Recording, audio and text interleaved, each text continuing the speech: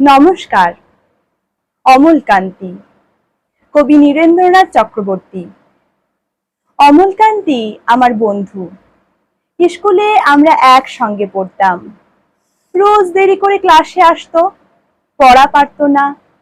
শব্দরূপ জিজ্ঞেস করলে এমন অবাক হয়ে জানলার দিকে তাকিয়ে থাকতো যে দেখে ভারী কষ্ট হতো আমাদের। আমরা কেউ মাস্টার হতে চেয়েছিলাম, কেউ ডাক্তার, কেউ উকিল। অমলকান্তি সেসব কিছু হতে চায়নি। সে রোদ্দুর হতে চেয়েছিল, ক্ষান্ত বসন, কাক ডাকা বিকেলের সেই লাজুক রোদ্দুর। জাম আর জামরুলের পাতায় যা নাকি অল্প একটু হাসির মতো লেগে থাকে।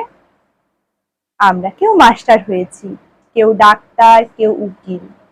অমলকান্তি রোদ্দুর হতে পারেনি।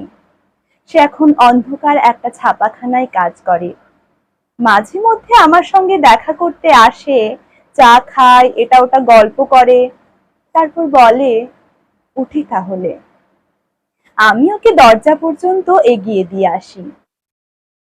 আমাদের মধ্যে যে এখন মাস্টারি করে, অনায়াসে সে ডাক্তার হতে পারত।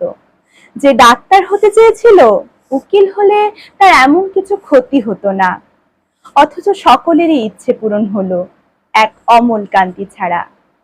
অমলকান্তি রোদ্দুর হতে পারেনি। সেই অমলকান্তি রোদ্দুরের কথা ভাবতে ভাবতে ভাবতে ভাবতে যে একদিন রোদ্দুর হতে চেয়েছিল। ধন্যবাদ।